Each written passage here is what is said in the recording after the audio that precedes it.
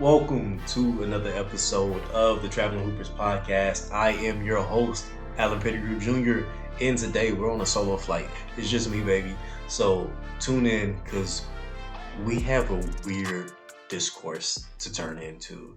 Um, I'm not even going to pretend like I've watched a ton of women's basketball this year. I've actually watched more women's basketball than men's basketball this year for like the first time in my pretty much my fandom of college basketball. I don't know the full landscape of things, but I know the big players, I know the big names.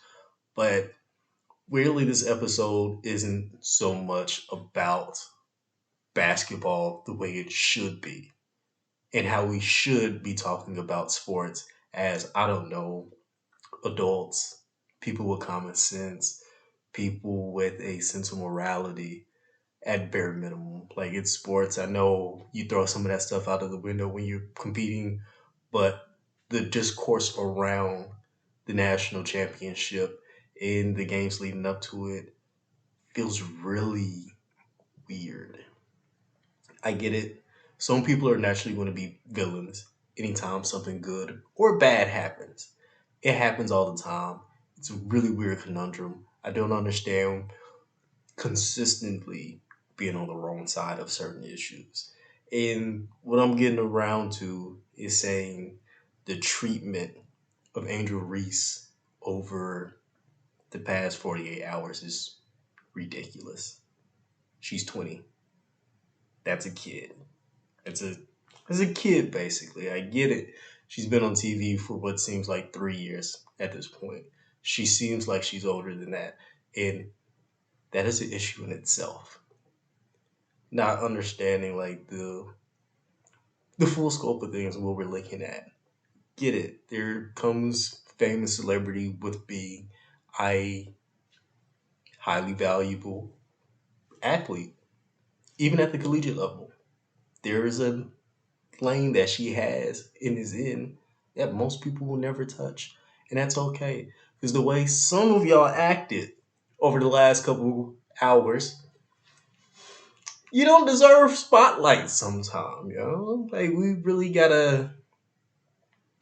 Words like classless or effing idiot should not really be in your vocabulary when talking about somebody celebrating one of the biggest moments of their life. Like, you guys took that from her. Just allowing her to celebrate the way she should, considering the moment, the game, what she's done the entire season. She made history. She made history. Do y'all understand? The most double doubles in NCAA history. Not only that, we just probably saw a rivalry game that should last at least for another season, considering Caitlin Clark and Angel Reese both have to come back for another year, which that entire sentence right there is a little weird for me anyway. And I'm going to be completely honest with you guys. Where I come from and how I feel about this has a different approach than some of the other people in media. My background is in high school sports. I'm a scout. Basketball is what I do, and I love watching young talent. I start off on the girls' side. So, a lot of these young ladies, when I started scouting 5 years ago, were still in high school. That's where I saw Angel Reese. That's where I heard about Haley Van Lith. Didn't really hear about Caitlin Clark, surprisingly. But this group in this generation of athletes are people that I wouldn't say I've mentored, but I've been around their games and their celebrity long enough to understand like these are kids just like anybody else. There's a level of understanding that we need to go into with every game. And on top of that, they're high class competitors. I'm talking about people that every single night you have to game plan for. And for you to be that level of person, you gotta have an edge to you. Not only because you're competing with other people who are dogs, but you're competing with the world as a whole. And we know there's some weirdos in this world. Some people who will get upset for no particular reason outside of they shouldn't act like that. And I already talked about morality issues earlier. Who am I to be the judge or the police of that? I don't think I am. I wouldn't want to be. Doesn't seem very fun. I don't have enough time to check every single one of y'all every single day. Every time somebody steps out on, you know how many bots is on Twitter? You know how much work one person would have to do to constantly be on the forefront of every stupid thing people decide to say? It's unhealthy. It's a very unhealthy way to live, and I would not enjoy doing that at all. And I hope you realize that discouraging young black women, or we can put this to the simplest term possible, young people, period, is harmful to not only yourself, because it's a waste of energy for you, grown ups, but it hurts the kids, man. Like, if Angel Reese was not as strong as she is and as confident in herself, do you understand how crushing a lot of what just happened in the past few hours could be? Like, this is supposed to be a time where she just celebrates. She's supposed to be crying in her family's arms. She's supposed to be on the court, jumping up and down. Instead, she feels like she has to defend herself.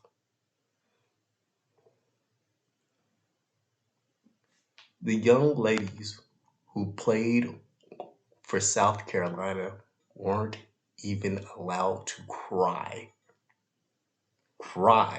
after losing a game in the Final Four, knowing that their pictures could be taken and then plastered all over.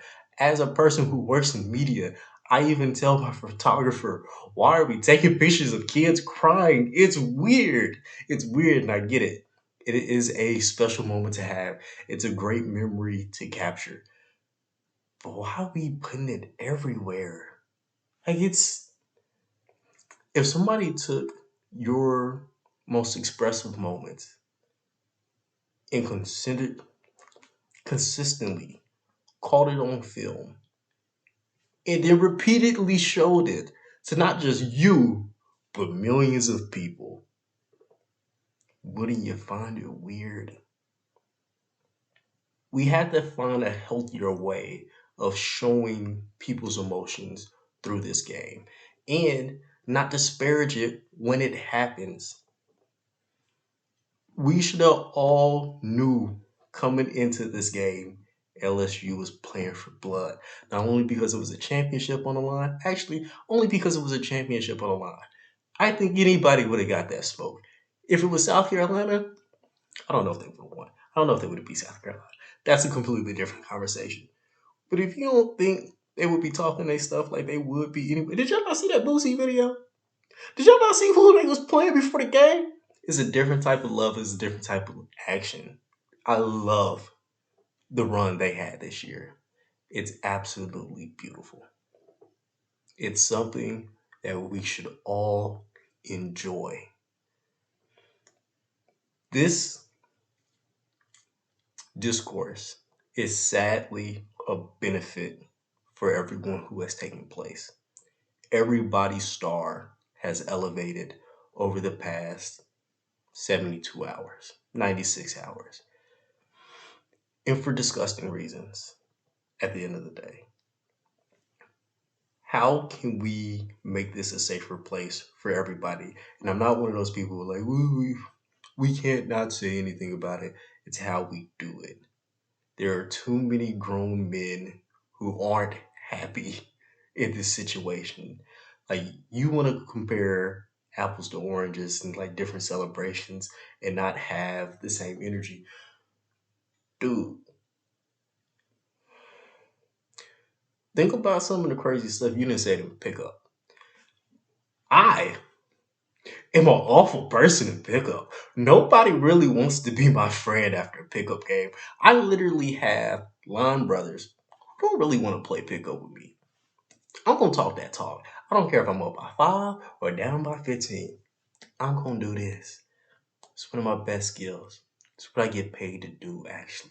So why would I not use it in a competitive advantage? It's the same thing, but the reactions to it are different. Do you know some of the difference between the groups of people who do the celebrations and why are they considered different?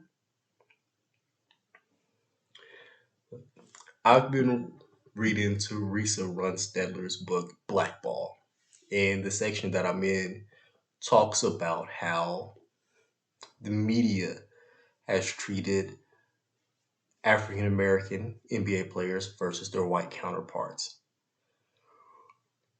We have not moved too far away from the same handling. The only difference is the language and how exactly we say certain things. The unhealthy part about that is that it hasn't been enough change where we allow people to be themselves. There is a slight narrative, being nice by saying slight, there is a slight narrative that follows everyone around. It gives you different privileges at all times. I have an issue with that. You should have an issue with that. We should celebrate greatness when it's right in front of us. Honestly, these last few days have been a microcosm of aches and great pains. But there's also been bright spots out of it. This is the most I've seen. I guess the last time I've seen this much communication around the women's national tournament is when Enrique Agumba, baby, I'm butchering your name. Ogumbawale. I feel like one of them announcers that be butchering the names in the WNBA games. I am so sorry. When she hit that shot to win the national championship or carry her team to the Final Four, that was the last time I've seen coverage like this for the women's team. And you can tell the difference. That was celebrated, that was heralded. I get it. They didn't do a lot of trash talking. It wasn't all that big back and forth. They let their game speak for themselves. But when you making history, like Caitlin Clark came in making history, most points scored in a NCAA tournament. Angel Reese made history, coming in with the most double doubles in a season. And she young. She got time. Who is to say her streak does not continue well into next season to the point where it's almost impossible for you to catch up to it?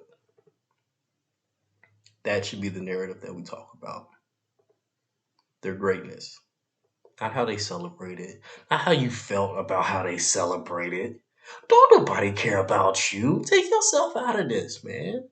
That's that's what's wrong with coverage sometimes. There's too much of the person with the pen putting their problems on the ink. That's not necessary. You see what you see, and I get it. To go far in this game, you gotta have a personality. Don't let your personality be shitty. Seems simple, seems easy. You can do it. Be better. If you can't, shut up. Go to therapy. Hug a black woman. Do something to change how you feel about whatever's going on with you. Because, baby, I don't care. I don't care. Keep your problems at home, preferably in a closet. Lock the door on them. Keep them real tight to the chest. Don't come out here being goofy. You supposed to talk your talk when you about to get a ring.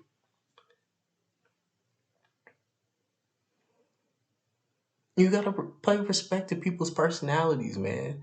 And I get it. I'm telling you to not be discouraging while also discouraging you, mainly because you suck.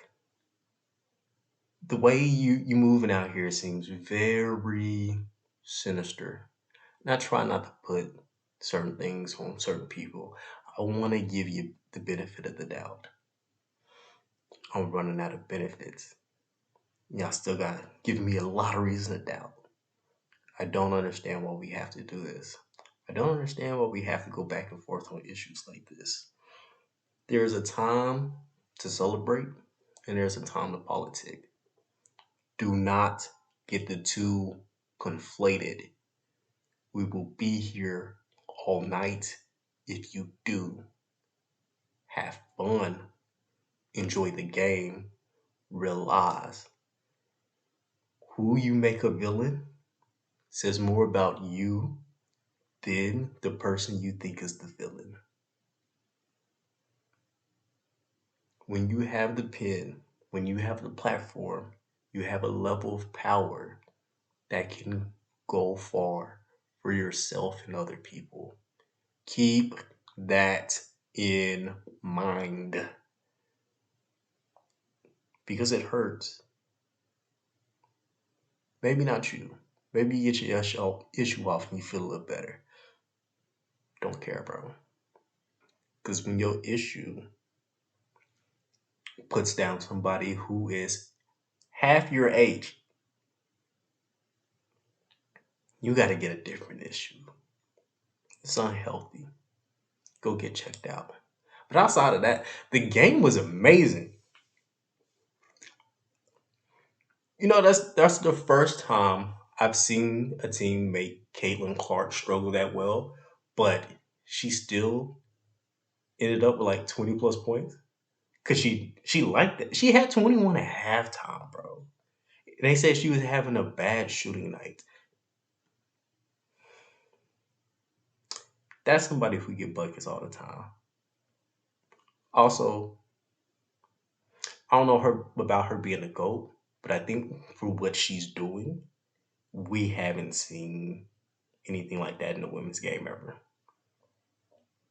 Like it gives me Dame Bobs more than it gives me credit because she's not doing a lot of like off ball movement stuff. It's kind of like, yeah, I'm gonna cross you up and then we gonna hit this pull up, or you can't guard me. I understand why she was doing this.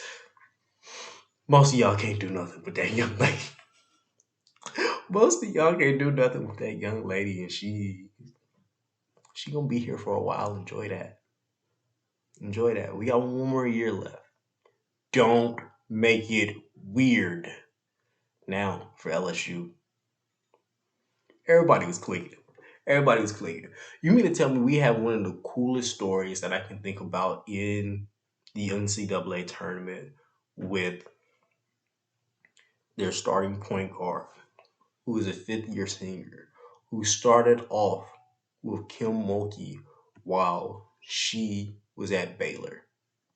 You mean to tell me we have a storyline like that, and you guys decide to worry about something as trivial as celebrations? You made things really weird instead of realizing Alexis Morris has one of the greatest redemption stories I've ever seen in college basketball.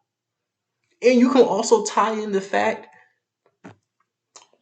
about the COVID year. This does not happen without that. Yes, you could do like a fifth year, like grad thing, but it's different. You know it. Like, we missed out on really fun aspects of this game because y'all wanted to be all tight about everything. You wanted to be weird about it. And I understand we all have our driving forces. There are certain things you're just not going to enjoy. And I do not get it. But to get back to the game, There's so many cool things that we could have talked about. So many cool things that we could talk about. Jasmine Carson coming off the bench, giving you 5 for 5 from three when we've been saying all season LSU can't shoot. Literally beat Iowa at their own game, at least in the first half. And then they went back to their game in the second half and still beat Iowa. I think the best part about this game, especially in the second half, was the fact that it felt like a close game when the lead never got within like 7 points. But every shot mattered. Every shot had you on the edge of your seat. Every shot was enjoyable, whether it win or didn't. Also, LSU mid-range game is ridiculous. There's so much talent there, and pretty much all of them are coming back. Like, next year might be one of the, if we stay on this trajectory, could be one of the most entertaining NCAA seasons we've seen. And honestly, this could be the shift that we're looking for to truly grow that game. And it's sadly going to be to the detriment of men's game because instead of just enjoying basketball for what it is, look, some kids watch random dudes on YouTube hoop. Not even like NBA player highlights. We're just talking about random dudes, no offense, played at like D3 schools. Gotta still be really talented. You gotta still be part of that 1% to get in D3. But nonetheless, these are dudes that just playing at Planet Fitness, LA Fitness, whatever. Just tuning in to shoot some hoops with some other randos. And one is teaching y'all bad habits, but that's besides the point. To get back to it, that would be the detriment to the men's game, but the benefit for the women's game. There are more notable names that we know that are coming back. Please keep your eyes glued to the TV. It's only going to get better. We have record breakers. We have young ladies who are going to be top draft picks in the WNBA. Enjoy the season. Watch them dominate. High five your friends. Tell them about the awesome game you just watched, not about how the celebrations offended you. Do better. Enjoy life. Drink water. Watch more women's basketball. Thank you guys so much for tuning in. It's been another episode of the Traveling Hoopers podcast. Please go ahead, rate, subscribe, and wherever you can, like this.